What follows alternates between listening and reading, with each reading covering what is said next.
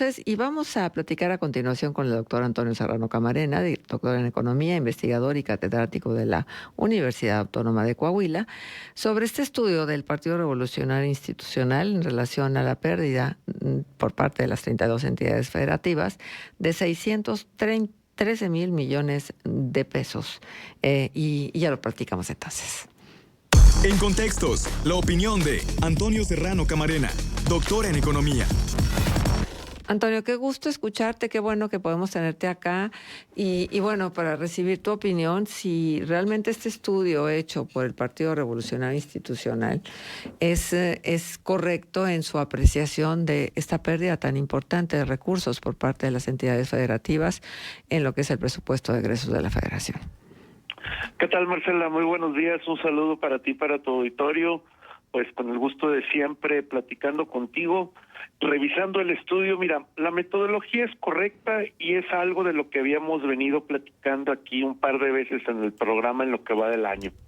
Lo comenté, te decía que en promedio Coahuila, porque hay variaciones, ¿no? Y no está el dato muy exacto, pero hay quienes dicen que es el 18% y hay otros que decimos que puede llegar hasta el 21,5%.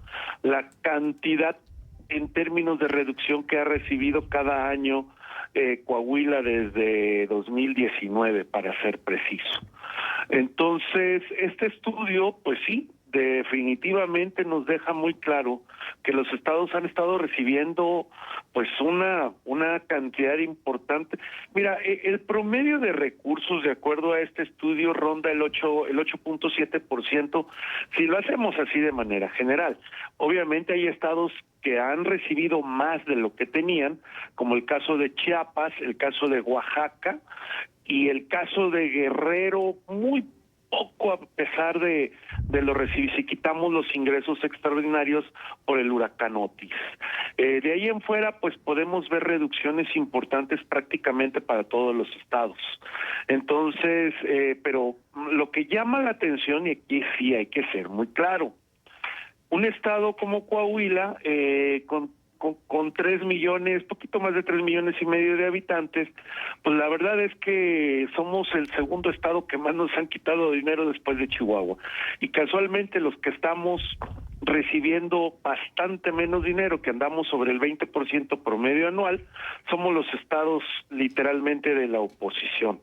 ¿Casualidad o no? No lo sé, pero ahí está el dato para que podamos tener una referencia muy clara de que los recortes, primero, no son solo para Coahuila, ni son solo para los estados que no son del partido de la presidenta, sino los recortes han sido en general. Veracruz también es uno de los estados que, si bien no ha reducido el 20% promedio, como en el caso de Coahuila o Chihuahua, pues sí ha tenido reducciones y llama la atención del 8-9% de manera constante. El resto de los estados prácticamente, pues si uno ve el estudio de manera detallada, pues encontrará que sí hay subidas y bajadas. Hay años que han tenido un poco más de presupuesto y años que han tenido un poco menos de presupuesto, pero en general la constante es reducciones importantes del 8,5-9% para arriba en promedio. Uh-huh.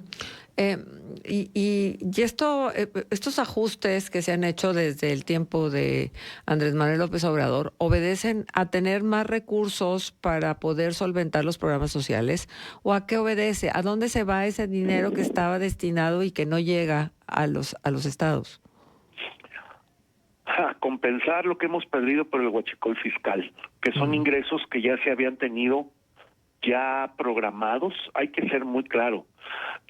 Una parte importante de los ingresos que se fueron por el huachicol son pérdidas declaradas de Pemex, que como tú sabes, pues llegamos a manejar en el sexenio anterior entre un 11.2% hasta un 13,5% en términos de contribución de Pemex al erario público. Sin embargo, pues ese dinero técnicamente no llegó por dos razones.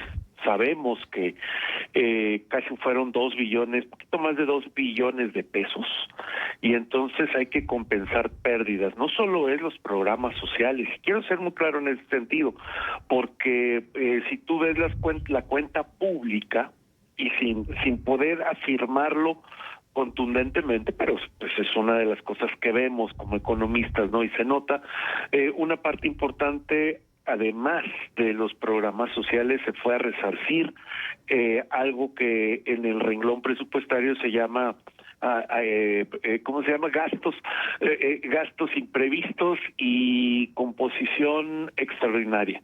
O sea, oye, bajó el precio del petróleo y además se bajó el tipo de cambio, pues prácticamente no íbamos a recibir dinero, pero pues tuvimos un buen comportamiento del dólar por arriba de lo esperado, y en ese sentido pues hay que ser honestos, ¿no?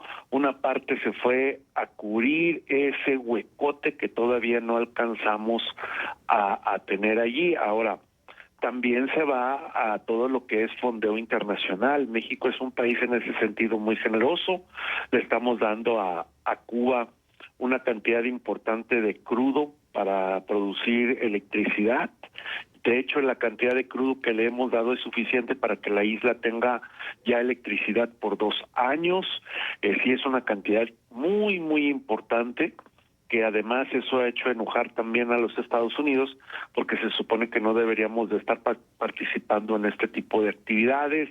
Obviamente los gastos que tenemos a nivel internacional de contribuciones que hemos hecho, tanto en cuestiones de apoyo a Estados Unidos en sus actividades bélicas, porque somos parte de ciertos acuerdos, no damos dinero para armas, no, sino apoyo, por ejemplo, a las Naciones Unidas y todo eso que de repente se nos olvida es parte de nuestros gastos, y en años anteriores se volvió ya una carga importante.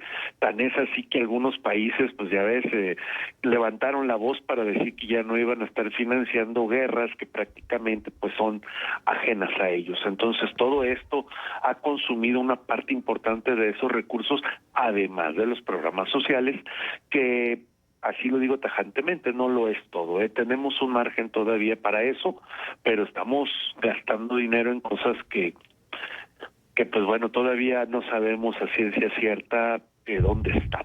Es que pareciera que el dicho de candil de la calle y oscuridad de tu casa pudiera proceder, ¿no? Porque finalmente, pues simplemente en materia de salud como estamos, Antonio, y en materia de salud también ha habido una reducción importante en el presupuesto. Sí, desde luego, salud, educación, infraestructura, basta ver las carreteras, hay que ver las escuelas, más o menos 4 de cada 10 escuelas no tienen agua, entonces ya estaríamos viendo cómo solucionamos eso con el dinero que tenemos, pero no es así.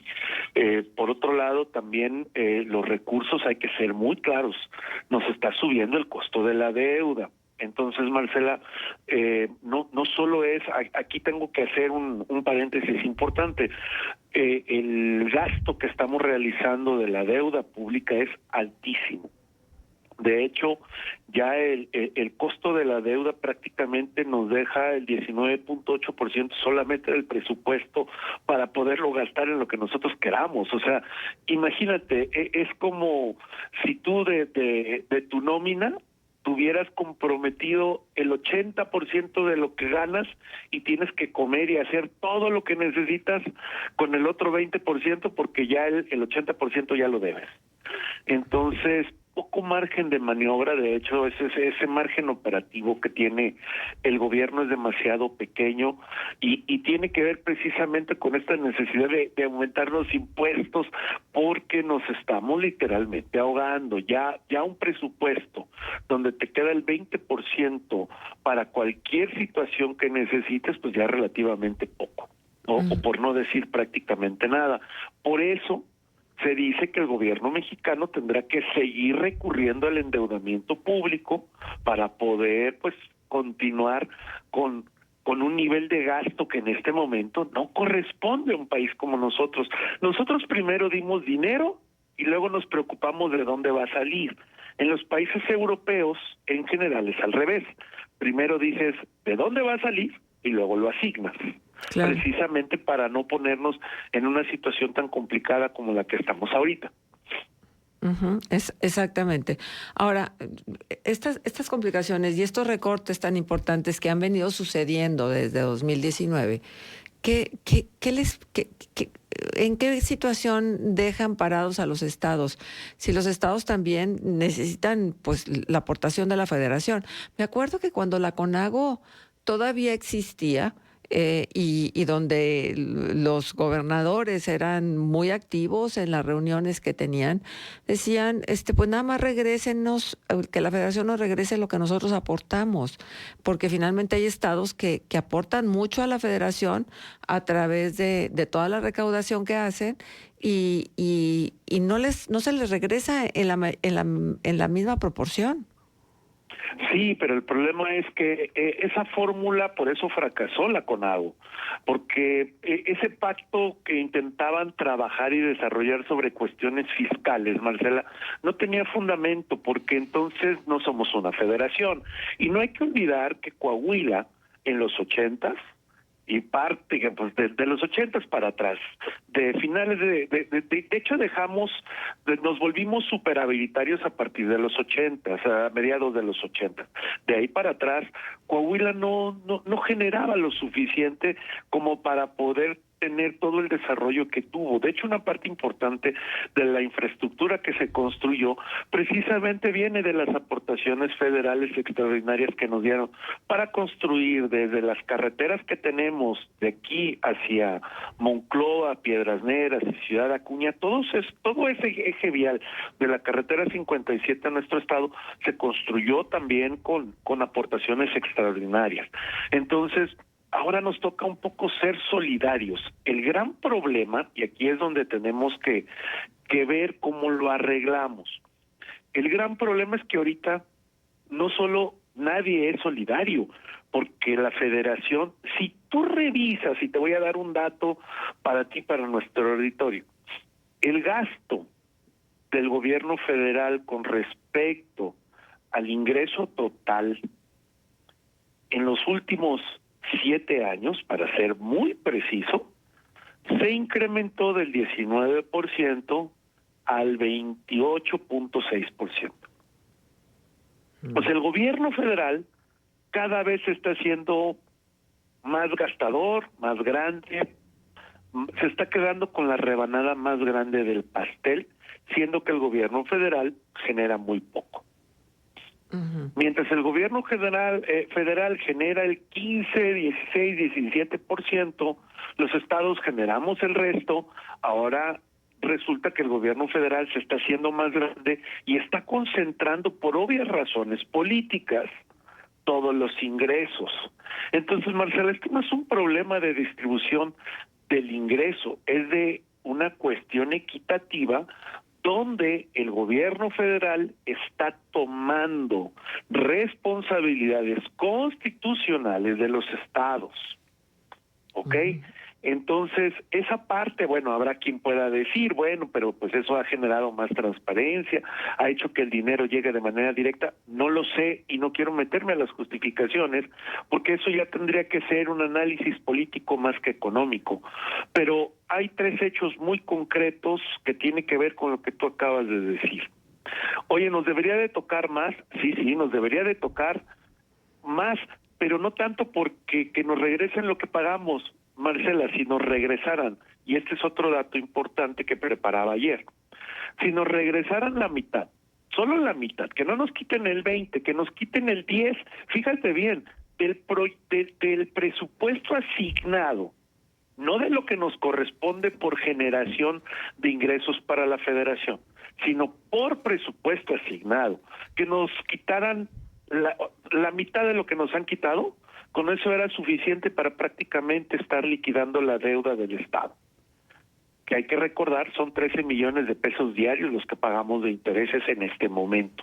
Entonces, cada día que nos levantamos, los coahuilenses debemos 13 millones de pesos a los bancos, pase lo que pase. Sí, ese dato luego lo perdemos de vista, pero es apabullante. Ahora, esto de que qué bueno que ya no se les da el recurso como antes se les daba, porque finalmente se endeudan y no hacen obra a pesar del recurso que se les otorgaba, y además no dan cuenta de cómo aplican el recurso. Entonces, qué bueno, mejor así nosotros controlamos el dinero. Sería la postura de la Federación. ¿Qué opinas de eso? Es complicado porque tampoco ha pasado nada, Marcela. O sea, a ver, seamos claros. Este es un ataque por todos sentidos, un ataque verbal a los derechos de la ciudadanía a tener mejor infraestructura, mejores escuelas, mejores hospitales, mejor todo, mejores servicios públicos como electricidad, que aquí en Saltillo ahora ya estamos empezando a padecer apagones. La verdad es que el gobierno federal se está, entre comillas, encargando de hacer el trabajo que los estados deberían hacer, con el argumento de que los estados tenían corrupción, pero no hay que olvidarlo, no lo han probado, nada. Y lo que sí se ha probado es lo del huachicol, ¿ok? El mayor desfalco al arca económica gubernamental de la historia mexicana. ¿Quién es o quiénes son los responsables? No lo sé, pero ahí está y fue durante el periodo de este gobierno. 2, desgraciadamente, en este sentido, ni el gobierno del estado o de los estados, ni el gobierno federal han dado respuesta a la ciudadanía sobre las necesidades que tenemos. Entonces, políticamente fue algo muy bueno para el gobierno federal porque concentró los recursos y ahora los distribuye hasta en función electoral. O sea, no hay que ser muy analíticos ni tampoco tener muchos estudios como para darnos cuenta de eso. Todos los partidos lo hacen en todo el mundo. Hay preferencias y desde luego el presupuesto tiene, como dicen los argentinos, el presupuesto tiene corazón, ¿ok? Entonces, de ahí empezamos a ver que la repartición que se hace no necesariamente está en términos de una justicia o de una necesidad, sino está en términos de un planteamiento político que otra vez, cuando la política prevalece sobre las necesidades de la población, que deben de ser el rubro número 1 de asignación presupuestal y el número 2, el rubro de optimización, pues entonces la política tiene de manera natural aspectos facciosos que van a generar suspicacia, que van a generar desde luego algunos desbalances económicos y todo lo que estamos viviendo en la actualidad. Hay que ser muy claro, los gobiernos y los políticos no generan riqueza, no saben y no entienden. Desgraciadamente no hay gobiernos en el mundo, es más, no hay en la historia ejemplos en el mundo de gobiernos generadores de riqueza, ni el de Estados Unidos. Generan condiciones, los mejores gobiernos generan las condiciones necesarias para que haya riqueza, para que haya crecimiento económico y desde luego para que se genere empleo y mejores salarios. Ya lo demostró China, y que si China es un régimen autoritario, pues no nos importa eso.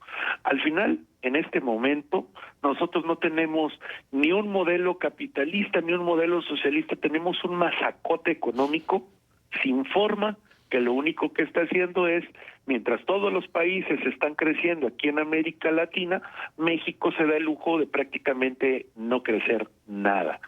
Somos, después de Haití, el país que menos crece, o sea, abajo de nosotros solo está Haití. Por favor, entonces no necesitamos más evidencia que eso. Que si la presidenta dice que bueno, no crecemos porque el PIB no sirve para medir, pero que el pueblo está ahora más feliz, pues no creo que la gente esté más feliz con todas las demostraciones sociales que en este momento se están dando. Claro. ¿Sí? Claro, por supuesto, Antonio. Y es que, a ver, ellos tienen bajo control todo, sí, en los del gobierno, pero ¿en qué momento están pensando en el futuro? ¿En qué momento están pensando en el crecimiento y en el fortalecimiento de la infraestructura y en incrementar la productividad? Si lo que prevalece en este momento es la incertidumbre. Me van a decir que la incertidumbre está en todos lados. Sí, voy de acuerdo, son tiempos convulsos, Pero la incertidumbre en México no nada más tiene que ver con lo económico, tiene que ver con el Estado de Derecho, ¿no? Y tiene que ver con las decisiones que se vienen tomando. Marcela, te doy también otro dato. Este año, más o menos, para que te des una idea, el 19% de la reserva de inversiones en cartera ya salieron de México. Este dato que te estoy dando es al 30 de septiembre. Está habiendo una fuga de capitales en cartera. Y bueno, el freno a la inversión directa, ya lo vimos, 39,000 empleos también en septiembre se perdieron. Uh-huh. Entonces, esto no solo es una cuestión de un problema de incertidumbre, como tú bien lo acabas de decir correctamente, sino de un plan que tiene que ser transmitido o se tiene que mandar la señal por parte del gobierno central, no solo hacia inversionistas internacionales, sino también hacia inversionistas nacionales, que somos los responsables, ¿verdad? Como mexicanos, somos los responsables de prácticamente 8 de cada 10 empleos.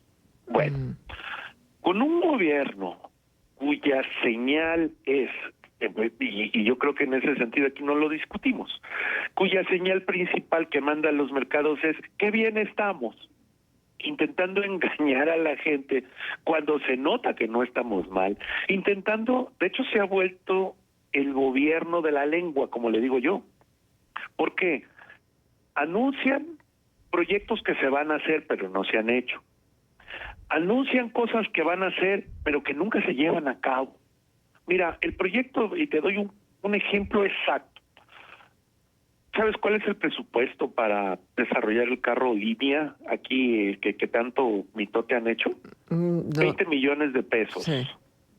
20 millones de pesos, Marcela, amigos del auditorio. Eso no sirve para nada. Está como la vacuna patria. Claro, es más, ahí tienes otro ejemplo.